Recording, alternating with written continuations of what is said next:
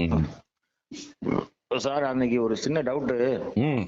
அதை கேட்கத்தான் அன்னைக்கு கூப்பிட்டேன். சொல்லுங்க சொல்லுங்க. அன்னைக்கு ஒரு வீடியோ ஒன்று போட்டிருந்தீங்கல்ல?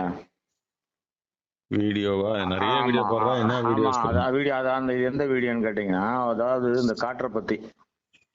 இப்ப காற்று. நம்மளுடைய மூச்சு காத்தை தான் பிராணன்னு சொல்லி எடுத்துக்கிறாங்க. ஆனா அது அல்ல.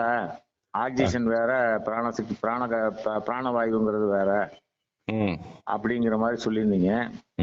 இல்ல, பிராணவாயுன்ற வார்த்தையே சொல்லக்கூடாது. அந்த வாயு இல்ல. அதாவது காத்துல எதுக்குன்னா சார், இப்போ நீங்க பைக் வச்சுக்கிறீங்க. பைக்ல நீங்க ஓட்டின்னு போறீங்க. பைக்குக்கு என்ன ஆகாரம் போடுறீங்க? பெட்ரோல். உங்களுக்கு அது என்ன சார்? உங்களுக்கு அதுன்னு கேட்டேன். எனக்கு என்ன, இட்லி தோசை சாப்பாடு. உங்க ஆகாரம் வேற, பைக்கோட ஆகாரம் வேற வேற. இந்த பைக்குன்ற இதுக்கு தான் பெட்ரோல் வேணும். கண்டிப்பா. அந்த மாதிரி இந்த உடம்புன்றதுக்கு மட்டும்தான் மூச்சு காற்று வேணும். ஆக்சிஜனு கார்பன் டை ஆக்சைடுல இயங்குற சிஸ்டம் இது. சரி. ஆனா அதுல முக்கியமான ஒரு பகுதி இருக்குது. அது என்னன்னு கேட்டீங்கன்னா பேட்டரி. சரி. இப்ப நம்ம பைக்ல டேங்க் ஃபுல் பண்ணிட்டீங்க, உதயன்னு உதைக்கிறீங்க, ஸ்டார்ட்டே ஆகல. மெக்கானிக் ஷாப் கிட்ட போறீங்க. போன உடனே அவனா சொல்றான், சார் இது பேட்டரி செத்து போச்சு சார், பேட்டரி புதுசு வாங்கினா தான் சார் சரியாகும். ஐ மீன் பேட்டரிங்கிறது உடம்ப சொல்றீங்க, சரியா? பேட்டரிங்கிறது உயிராற்றல். உயிராற்றல். சரி. உயிரினுடைய எனர்ஜி தான் பேட்டரி. சரி சார். ஸோ இந்த பெட்ரோலை அது எரிய வைக்கிறதுக்கு ஒரு எனர்ஜி இருந்தா தான் அது எரியும். அது மூலியமா தான் அந்த இன்ஜின் இயங்கும், இது போகும், வண்டி போகும். சரி. சரியா? இப்போ பேட்டரிய நீங்க இம்ப்ரூவ் பண்ணாம, பெட்ரோல்லாம் நான் போட்டேன், சர்வீஸ்லாம் பண்ணிட்டேன், ஆயில் சர்வீஸ் பண்ணிட்டேன், அதை பண்ணிட்டேன், இதை பண்ணிட்டேன், புதுசா பெயிண்ட் அடிச்சிட்டேன், நான் மட்டும் வண்டி ஓடாது. ஆமா. சரியா? இப்போ நம்முடைய வாசி யோகத்திலே சொல்ல வேண்டியது என்ன அப்படின்னா, என்ன பண்ண போறோம் அப்படின்னீங்கன்னா, உயிரை கொண்டு உயிரோடு இருத்தல். இதுதான் அதனுடைய உச்சபட்ச உபதேசம்னு கேட்டீங்கன்னா, உயிரை கொண்டு உயிரோடு இருத்தல். இதுதான் அதனுடைய ஃபார்முலா. அப்படின்னா என்னன்னு கேட்டீங்கன்னா, இது வரைக்கும் உங்க வண்டி பெட்ரோல் ஓடி இருந்தது. இப்ப என்ன பண்றீங்கன்னா, அந்த பெட்ரோல் இதுவே ஓரம் கட்டிட்டு இன்னொரு மோட்டர் ஒண்ணு உள்ள வச்சு சொருவிட்டு பேட்டரி டைரக்ட் கனெக்ஷன் கொடுத்துறீங்க. பேட்டரியில ஓடுது வண்டி. இப்ப சரி. இப்ப பெட்ரோல் தேவையா? தேவையில்லை. ஆனா அந்த பேட்டரி சார்ஜ் வேணுமே. சரியா? இப்போ இந்த பேட்டரின்றது எப்படின்னா செல்ஃப் சார்ஜ் ஆகிற பேட்டரியா இருக்குதுன்னு வச்சுக்கோங்க. Very good. Right. Self charging பேட்டரினா நம்ம இனிமேட் ஃபியூல் போட வேண்டியிருக்குமா? வேண்டியதே இருக்காது. சார்ஜ் பண்ண வேண்டியிருக்குமா? அந்த மாதிரி இந்த உயிர் என்ற ஒன்று எப்பயுமே அதுக்கு சார்ஜ் குறையவே குறையாது. சரி. ஆனா அந்த உயிர் என்ற ஒன்று வந்தா மட்டும்தான் அந்த செல்கள் வேலை செய்யும். சரிங்க சார். இப்ப செத்து போன வாயில ஒரு புனலை வச்சு நீங்க சாதம் சாம்பார் எல்லாத்தையும் ஊத்திட்டா டைஜஷன் ஆகுமா? டைஜஷன் ஆகாது, அவ்வளவுதான், போய் சேரும். அப்ப அது ஆகணும்னா என்ன ஆகணும்? உயிர் இருக்கணும். கண்டிப்பா.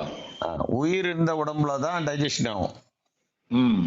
அந்த மாதிரி நீ எவ்வளோ காஸ்ட்லியான ஃபுட்டு, ரொம்ப இது கொலஸ்ட்ராலு அது இதுன்னு பார்த்து பார்த்து சாப்பிட்ற பொருளா இருந்தாலும் செத்த பணத்தை கொடுத்தா உதவாது.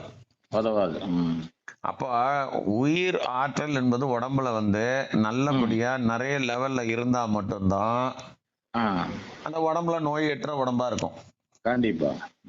சோ இப்ப நீங்க 1 கிலோ சாப்பிடுறீங்கன்னு வச்சுக்கோங்க. அடுத்த நாள் பாத்தீங்கன்னா மோஷன் பாத்தீங்கன்னா 3/4 கிலோ வெளியில போயிடும். கண்டிப்பா. ஆனா 1/4 கிலோ மட்டும்தான் உடம்பு எடுத்துக்கும். அதுக்கு என்ன தேவையோ அதை எடுத்துக்கும். புரியுதுங்களா? அது என்ன தேவை எடுத்துக்குதுன்றது டிசைட் பண்றது எதுன்னா அந்த உயிராற்றல். அந்த உயிர் ஆற்றலை அதிகம் பண்றது இப்ப நம்ம இந்த வாசி யோகத்துல உலகியலுக்கு என்ன வழி, ம் ஞான பாதையில போறவங்களுக்கு என்ன வழி? ம் இப்ப ஞான பாதையில போறவங்க தான் வந்து ஃபுல் பேட்டரியா மாத்திப்பாங்க வண்டிய. ரைட்டு. இப்ப நம்ம என்ன பண்றோம் அப்படின்னா, பேட்டரியை எப்பயுமே ஃபுல் சார்ஜ்ல இருக்கிற மாதிரி வச்சுக்கிறோம். அப்ப வண்டி எங்கேயுமே பெட்ரோல் இல்லைன்னா நிக்கவே நிக்காது. நிக்காது கண்டிப்பா. சரியா? பெட்ரோல் போட்டு போறோம், நம்ம கிட்ட தான் காசு இருக்குது. ம் ஆனா இப்ப நீ காசு இருந்து பெட்ரோல் போட்டு வண்டி அடைச்சு அடைச்சு போகுதுன்னா அப்ப வந்து பேட்டரி சரியில்லை. கண்டிப்பா. இவ்வளவுதான் விஷயம். இப்போ என்ன பண்ணணும் அப்படின்னு கேட்டீங்கன்னா, ம் உங்க எனர்ஜி அப்படின்றது எங்க இருந்து வருது, உயிராற்றல் எங்க இருந்து வருதுன்னு தெரிஞ்சுக்கணும் சார். ஐ மீன் நீங்க சொல்றது அந்த பிராணசக்தி. ஆமா. ம் அந்த உயிர் ஆற்றல்ன்றது வந்து உயிர்ல இருந்து வருது சார். ம் ம் நீங்க இப்ப நான் சொல்றது அப்படியே கண்ணு முன்னாடி கொண்டு வந்து நிறுத்திக்கங்க. கண்டிப்பா வந்து பாத்துக்கிட்டு இப்போ இருக்கேன். உங்களுடைய சிவன் கோயிலுக்கு போறீங்க, ஒரு சிவலிங்கம் இருக்குது. இருக்கு. சிவலிங்கத்துல மேல கூம்பு வடிவத்துல ஒண்ணு இருக்கா? ஆமா. அது பேர் வந்து ஆண்குறி அப்படின்றத இந்த கொலோக்கியலா சொல்லி நிப்பானுங்க. ஆமா ஆமா. கீழே இருக்கிறது வந்து பெண் குறின்னு சொல்லுவாங்க. உடைன்னு சொல்றேன்.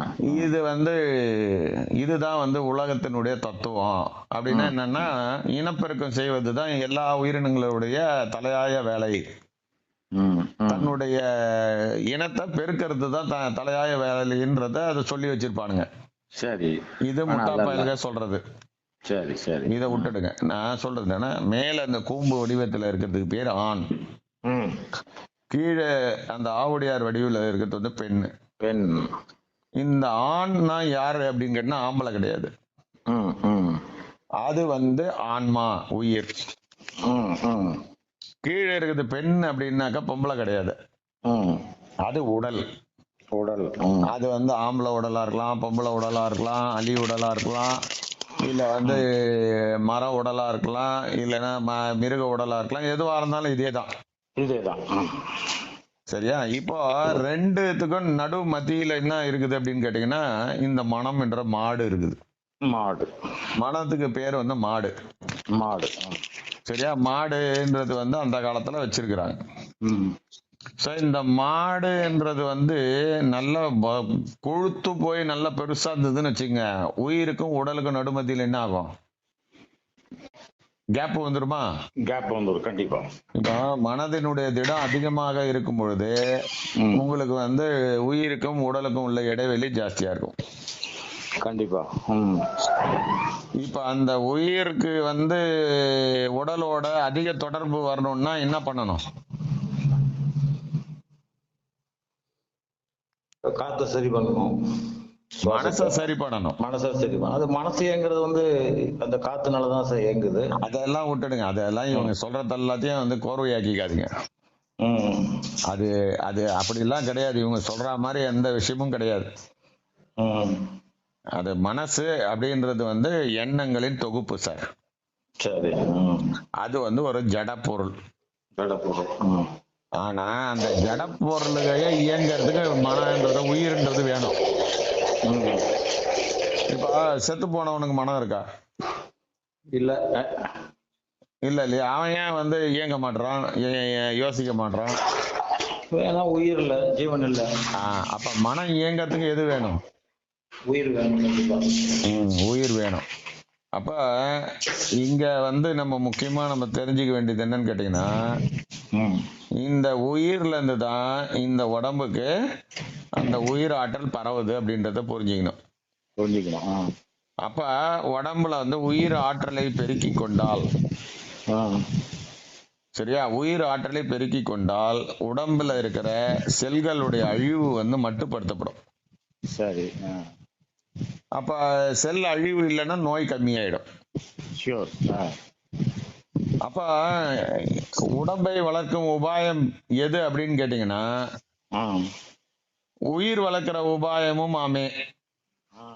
அப்படின்னா என்னன்னா, உயிரை உடலை வந்து உயிர் ஆற்றல உடம்புக்கு நல்லா பாய்ச்சினீங்கன்னா இந்த உடம்பானது அழியாது. கண்டிப்பா. இப்ப உடம்பு அழியலன்னா என்ன ஆகும்? உயிர் வெளியே போகாது, உள்ள தங்கிடும். இதுதான் உயிர் வளர்க்கிற உபாயம். புரியுதுங்களா? இப்ப உயிர் வளர்க்குற உபாயம் எது அப்படின்னு கேட்டீங்கன்னா உடம்ப நல்லா ஆக்கணும். ம் அப்ப உடம்ப நல்லா ஆக்கணும்னா அதுக்கு தேவை வந்து உயிர், கண்டிப்பா. உணவு கிடையாது. உணவு இல்ல. சரியா? உணவோ எக்ஸசைஸோ நீங்க வந்து நல்ல விஷயங்களை கடைபிடிக்கிறதெல்லாம் கிடையாது. கல்ல போட்டாலும் கரைக்கணும். கரெக்ட். கிர்லோஸ்கர் இன்ஜின் மாதிரி. ஆமா, கல்ல போட்டாலும் கரைச்சி டைஜஸ்ட் ஆகி வெளியே போகணும். அது போகணும் கண்டிப்பா. அந்த அளவுக்கு அந்த உயிராற்றல் இருக்கணும் உங்ககிட்ட. Very good. அப்ப நம்ம தயார் பண்ண வேண்டியது என்னன்னா உயிர் ஆற்றலை தான் முதல்ல தயார் பண்ணிக்கணும். எப்படி பண்றது? இப்ப நம்ம நாட்டுல இன்னைக்கு லெவல்ல நம்ம ஒவ்வொரு மனுஷனும் எப்படி இருக்கிறோம்? ஏதோ ஒரு சிக்கல் பிரச்சனை அது இது எப்படியோ ஸ்ட்ரெஸ்ன்ற வியாதி தான் அதிகமா இருக்கு ஜனங்க கிட்ட. கண்டிப்பா கண்டிப்பா. இப்ப அமெரிக்கால போய் பாத்தீங்கன்னு வச்சுக்கீங்களேன், அவன் டே 1 அவன் வாழ்க்கையில நுழையும் போதே கடனோட தான் நுழையிறான். சரி சார். அமெரிக்கன்ஸ் எல்லாருமே டே 1 வாழ்க்கையில நுழையும் போதே கடனோட தான் நுழையிறான். ஏன்னா அங்க வந்து கடன் இல்லாம வாழவே முடியாது. இப்ப நீங்க போய் ஒரு வீடை கடனுக்கு எடுத்துடணும் சார். கடனுக்கு எடுத்தீங்கன்னா 20,000 இஎம்ஐ கட்டுறீங்கன்னு வச்சுக்கோங்க. இதே எனக்கு கடன் வேணாம் அப்படின்னீங்கன்னா வாடகைக்கு எடுத்தீங்கன்னா 70,000 கட்டணும். சரி. 70,000 வாடகை கட்டணும். சரிங்க சார். அப்ப 20,000 பெட்டரா 70,000 பெட்டரா? 20,000 பரவாயில்ல. இப்ப 20,000. சரியா? இதுல என்ன பிரச்சனை அப்படின்னு கேட்டீங்கன்னா, இந்த அமெரிக்காவில வாழக்கூடிய ஒருத்தனுக்கு கூட வந்து நிலையான ஜாப் கிடையாது. கிடையாது. இந்த பர்மனன்ட் பென்ஷனு இந்த இந்த பப்படக்காய் வேலையெல்லாம் அங்க கிடையாது. அவனுக்கு வந்து இந்த கம்பெனி அந்த கம்பெனி, இந்த கம்பெனில இன்னைக்கு 20,000 கொடுப்பான், 3 வருஷம் வேலை செய்வான், உடனே அடுத்த கம்பெனிக்கு தாவிடுவான். இது தாவனானா அவனுக்கு 40,000 கிடைக்கும். ஆனா இதெல்லாம் ஒரு காலத்துல இருந்தது போக இப்ப என்ன ஆச்சுன்னா ரிவர்ஸ் ஆக ஆரம்பிச்சிச்சு. ஏன்னா நிறைய பேர் வந்து வேலைக்கு வந்துட்டாங்க. இப்ப 10 வருஷம் எக்ஸ்பீரியன்ஸ்ல இருக்கிறவனுக்கு 2 லட்சம் ரூபாய் சம்பளம். கண்டிப்பா. இப்ப கம்பெனி என்ன நினைக்குதுன்னா இந்த 10 லட்சத்தை தூக்கி கடைசிட்டு இந்த தூக்கி கடைசிட்டு 10 வருஷம் எக்ஸ்பீரியன்ஸ் வெளியே அமைச்சிட்டு ஃப்ரெஷர்ஸ் எடுத்துக்கிட்டாக்கா அந்த 1 லட்சத்தை ஆளுக்கு 20,000 பகிர்ந்து 5 பேர் கொடுத்துடலாம். கண்டிப்பா. அப்படின்னு அந்த முதிர்ச்சி அடைஞ்சவன்லாம் தூக்கி அடிக்கிறான். இப்ப ஒரு மனுஷன் ஒரு கார் வாங்கி வச்சுக்கிறான், ஒரு வீடு வாங்கி வச்சுக்கிறான், அப்புறம் டே டு டே லைஃப வந்து நடத்துறான். அப்ப அவனுக்கு நிரந்தர வருமானம் ஒண்ணு இல்லை. காலையில எந்திரிச்சா மீல் பார்க்கும்போது வந்து பயந்துகிட்டே தான் பார்க்கணும், எங்கடா நம்மள வந்து வேலையை விட்டு தூக்கிட்டாங்களோ அப்படின்ட்டு.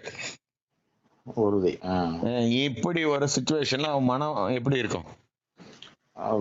மிகப்பெரிய குழப்பமா இருக்கு. எதை பத்தி சிந்தனை பண்ணாது, வாழ்க்கையை பத்தியே ஓட்ட வேண்டிய சூழ்நிலை. அமெரிக்கன்ஸோடைய பாதி பேர் எப்படி இருக்கிறானுங்க அப்படின்னு கேட்டீங்கன்னா இந்த மாதிரி சூழ்நிலையில மாட்டிக்கிட்டவன் தான் இருக்கிறாங்க. அதான் மந்திரிச்சு விட்ட மாதிரியே இருப்பாங்க. ஆமா. இப்ப இந்த மாதிரி இருக்கிறவங்களுக்கு அப்ப நோய் வருமா வராதா? ஷூர், கண்டிப்பா. ஏன்னா மன திக்னஸ் அதிகமா இருக்கு அவனுங்கிட்ட. ஆமா. அதே மாதிரி நம்ம உடம்புல மன திக்னஸ அதிகம் பண்ணிட்டீங்க அப்படின்னா உங்களுக்கு நோய் வந்துடும். இறப்பு அப்படின்றத என்ன சொல்றாரு வள்ளல் பெருமாள்னா, மனம் என்பது வந்து தடிமனாகி உயிருக்கும் உடலுக்கும் ஏற்படுகின்ற தொடர்பை நிறுத்தும் போது மரணம் வாய்க்கிறது. கண்டிப்பா. இதுதான் அவருடைய விளக்கம். சரி, எப்ப வந்து இந்த ரெண்டுத்துக்கு இடைவெளி ஜாஸ்தி ஆகி இந்த பக்கத்துல இருந்து அந்த ஆற்றல் பாஸ் ஆக முடியலன்னா செத்து போடுவான். கண்டிப்பா கண்டிப்பா. ஸோ இதுக்கு எக்ஸாம்பிள் என்னடா அப்படின்னு கேட்டீங்கன்னா, எவனோ ஒருத்தன் வந்து ரொம்ப வாழ்க்கையில திடீர்னு வந்து மலை மேல இருந்து பொத்துன்னு அடி நிலைமைக்கு வந்துடுறான். சரி. இப்ப அவன் அதையே நெஞ்சு படுத்து நின்று அவன் அப்படியே காயிலா இருந்து படுத்துட்டான்பா, பத்தவன் அப்படியே செத்து போயிட்டான்பா அப்படின்றதான் கேள்விப்பட்டிருப்போம். வாழ்க்கையில நொடிச்சு போயிட்டான், அதனையே அவன் ஃபங்க் ஆயிட்டான், அப்படியே இருந்து அப்படியே வந்து செத்து போயிட்டான் சீக்கிரத்துல, அதையே யோசிச்சுங்க அப்படின்றாங்களா இல்லையா? கண்டிப்பா கண்டிப்பா. அப்ப கவலை என்பது வந்து ஒரு மனிதனை சாவடிக்கக்கூடியது. ம் அதுதான் வந்து நம்ம அப்படியே ரிவர்ஸ் பண்ணணும் அதை. இப்ப இந்த உயிராற்றலை பெருக்கிறதுக்கு என்ன பண்றது சார்? இப்போ இதை வந்து 2 விதமா எடுத்துக்கணும். ஒண்ணு வந்து என்ன அப்படின்னு கேட்டீங்கன்னா, உலகத்தாருக்கு வந்து சாமியாரா போகணும்லாம் அவசியம் கிடையாது. ம் அவனுக்கு ஃபுல் பேட்டரி கார் வச்சுக்கணும்னு அவசியம் கிடையாது. ம் அவனுக்கு ஹைபிரிட் வெஹிக்கிள் இருந்தா போதும். கண்டிப்பா வேணும்னா பெட்ரோல் ஓட்டுவான், வேணாம்னா எலக்ட்ரிக்ல ஓட்டுவான். கண்டிப்பா. இது வந்து உலகியல்ல இருக்கிறவங்களுக்கு இது போதும். ம் சரியா? அதாவது வந்து 75% பெட்ரோலு, 25% வந்து எலக்ட்ரிக் இருந்தா போதும் அவனுக்கு. போதும். அப்ப என்ன பண்ணணும் அப்படின்னு கேட்டேன், உயிர் ஆற்றல் எப்ப வந்து வரும் அப்படின்னு கேட்டீங்கன்னா, ம் மனதினுடைய அடர்த்தி எப்ப வந்து குறையணும். சுத்தமா காலி ஆயிடுதோ ம் அப்ப வந்து அவனுடைய உடம்புல உயிராற்றல் வரும். ம் சரியா? சரி, நான் என்னங்க அப்ப தியானம் பண்ணணுமாங்க? இப்ப நான் நார்மலா தானேங்க இருக்கிறேன், இப்ப எனக்கு எப்படிங்க உயிராற்றல் வருதுன்னு எல்லாம் கேட்பாங்க. ம் இப்ப நான் எந்த பயிற்சியுமே பண்றது இல்ல, சரி. அப்ப என்கிட்ட உயிராற்றல் இல்லையா?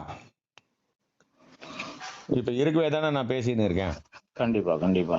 இப்ப எனக்கு கொஞ்சம் குறைவா இருக்குது, அதிகமா இருக்குது, நோய் இருக்குது, அதெல்லாம் அடுத்த விஷயம். என்கிட்ட கொஞ்சமாச்சும் உயிராற்றல் இருக்குதானே நான் சாப்பிட்டது செரிக்குது. ஆமா.